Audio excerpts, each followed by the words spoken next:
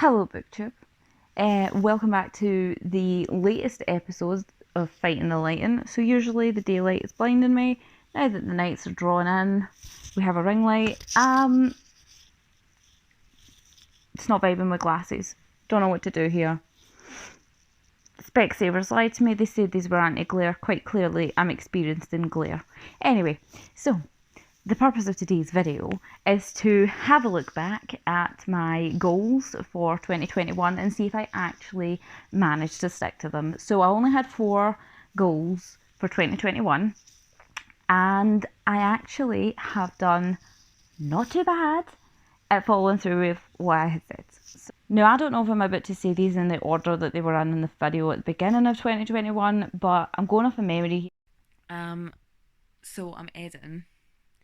And I just realised that I forgot to mention the one goal I actually completely smashed and overachieved on, and that was I had said that I was going to try and read more romance this year. And I went one step further, and I am pretty much exclusively reading romance now. Occasionally I'll read some non-fiction, occasionally I will read a thriller, but other than that, out of all of the books that I've read this year, I've read 188 books so far as of today, and I think less than 10 of those were not romance. So smashed it. And you know, it kind of happened subtly. In the beginning, I was kind of like curating my TBRs to make sure that I was including more romance in them and stuff like that. But then the further into the year we've got, I've just instinctively been drawn to just romance. Like there's nothing else that's really catching my eye.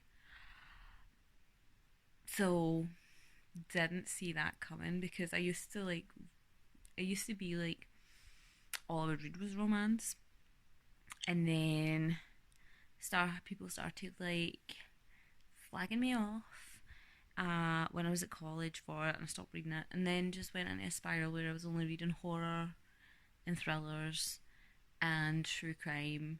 And considering at that point in time when I was at college, my mental health wasn't great anyway. So throw horror, thrillers, true crime into the mix, and that is like the perfect storm. So it has been mutually beneficial for my reading because I'm reading more because I'm actually properly enjoying the materials that I'm picking up. And also for my mental health, which has been great. But yeah, read more romance, fucking smashed it. Back to that, Marianne. Goal number 1 was to use the library more often. Did I use the library more often? Kind of. So we had a really good run where I was like using the library weekly, but then it kind of tailed off. Here is why.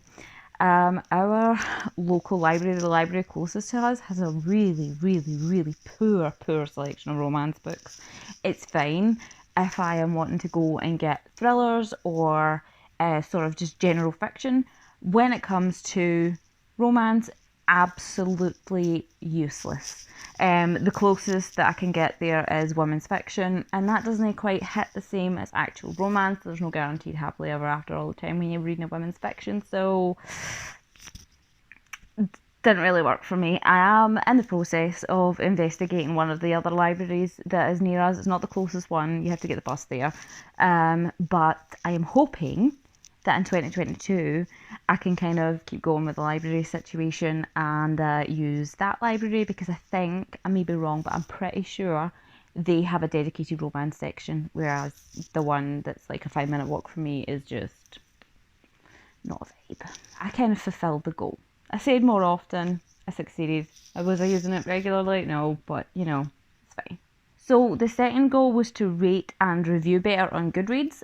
Did I follow through with that? Did I fuck? I probably I'm sitting at maybe 60-40 at the minute, simply because if I'm reading on my Kindle and then I finish the book, on Kindle you can click mark this read on Goodreads and then do the rating, which means I then have to go and get my phone or go onto the laptop and then go in and kind of type the review in, and I either forget or I can't be bothered and I go, oh, I'll get that later, and then they just keep building up, and then there's an overwhelming amount of books to review and it doesn't really work. It was better before I had kind of fell away from booktube for a while, because I had to review them, because if I was coming in here and speaking about them, I could go back and look at my review, take bullet points and say, right, well, I want to talk about this, I want to talk about that, blah, blah, blah, blah, blah. But unfortunately, when I kind of like wasn't on booktube for a couple of months, that kind of fell to shit. So didn't really succeed in that front. But yeah, I think I'm sitting at 60-40, which is still probably better than it was before. But yeah. So the third goal was a book buying ban. Now on this front, I have been really, really good. So over the course of the past 11 and a bit months, so personally this year, I did not buy any physical books bar one, which was The Love Hypothesis, and the only reason I bought it was because I actually forgot I was on a book buying ban. I had become that used to the fact that I wasn't buying books with my money that I forgot I was even on a ban. So I spent £8.99 on physical books this year. That's fucking impressive. Okay. I did, however, buy books with Amazon gift vouchers that I had. So while that is still technically buying books, I was using vouchers that I had for that purpose. I didn't buy the vouchers, gift them to myself, and then go, right, okay, cop out, just use those. It was gift vouchers that I had that I used to buy books. So it didn't actually come out of my pocket. Now, the only place that I did kind of trip up was when it came to new releases. So I did buy some new releases when they came out. Okay, I bought Neon Gods. I bought the Sinner's Duet by Sophie Lark, and I bought, what else did I buy on pre-order? The Twisted Christmas Anthology. And I think that was it.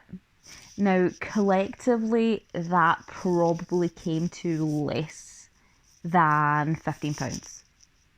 So I would say, over the course of almost 12 months, the fact that I have bought one paperback book from Waterstones, and I bought maybe say 5 new releases on my Kindle, I'd say that the book buying ban was a success. To anybody who is thinking of doing a book buying ban, while it's a struggle in the beginning, I totally meant what I said when I said that I kind of forgot that I was on a book buying ban, because I wasn't instinctively using my money to buy books every time I get paid.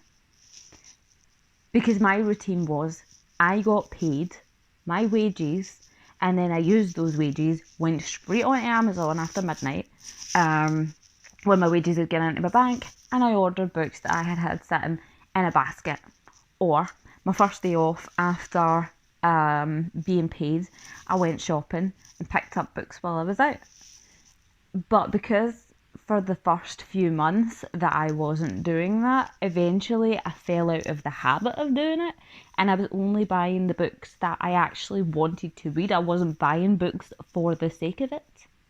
And because I knew I had those Amazon vouchers there, when it came to a point where I was buying books using the vouchers, I was buying books that I really wanted to read.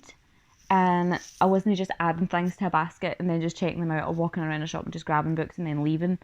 So it did really change how I have consumed books over the past 12 months. Well, 11 months and like 10 days or something like that.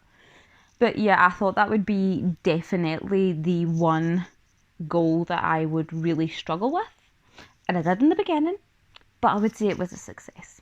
It worked out in the end. I'm happy, my bank balance is happy, and yeah. Now the fourth goal was be a better booktuber. And I had said that I was going to post regularly twice a week or 3 times a week, I don't remember, all the way through the year. Now, for the most part, I followed through with it. So I was posting a vlog on a Sunday, I was posting a video on a Tuesday, and I was posting a video on a Thursday. But then I went back to work after lockdown, and I didn't realise just how much that was going to impact on my free time. Also, because I can only film at specific points in where I'm either in the house alone or everyone is in bed, it means that I don't have the flexibility to film whenever I like. But that's something I'm going to be working on this year coming, because I kind of just need to suck it up and deal with it. I have now notified people in my personal life that I do post bookish content online, which is a big step in the right direction with regards to filming, because now people know. Not everybody knows, because I don't think I could face the grief that I would get about it. Especially my TikTok, because there's only 4 people in my personal life who have access to my TikTok and follow me, because the content on there is generally spicier than the content on here, book quotes, all of that sort of thing. So it's kind of sketchier territory. So I'm hoping if anybody in my personal life manages to find me on social media, that it's on here, because I think it's far less risky. So those were my bookish goals for 2021 and how I fared with them. The biggest disappointment for me, however, was the whole booktube situation, because I had fell into a really comfortable pattern of posting regularly. I was taking part in read-alongs. The romance booktube community were very welcoming, but then I kind of just went off the rails when I went back to work. Like, there was just so much stuff happening and I was really overwhelmed. While this isn't technically a bookish goal, I am planning on really focusing intensely on my mental health in 2022, which I think will have a knock-on effect on booktube, and being able to post regularly and having that kind of drive to actually sit down, get stuff filmed, put stuff out, and just function like a proper adult human being. But anyway, enough of that. So coming up towards the end of December, coming up towards the middle to the end of December, I am going to be posting my end of the year wrap up tag thing. I have my January TBR, my reading journal set up, and some recommendation videos that I'm going to be filming over the next couple of days. So we've got content to post throughout December and the beginning of January. So I hope that you're all having a great day, a great morning, great afternoon, great evening, great night, wherever in the world you are. I hope that you are safe. I hope that you are well. I hope that you are looking forward to the holidays, because I am so much. Come and follow me on TikTok, Goodreads and Instagram. They are all under Real Ask Me a Book, because I'm basic and can't think of anything else. And I'll see you next time. So stay safe, happy reading, and I'll speak to you later. Bye!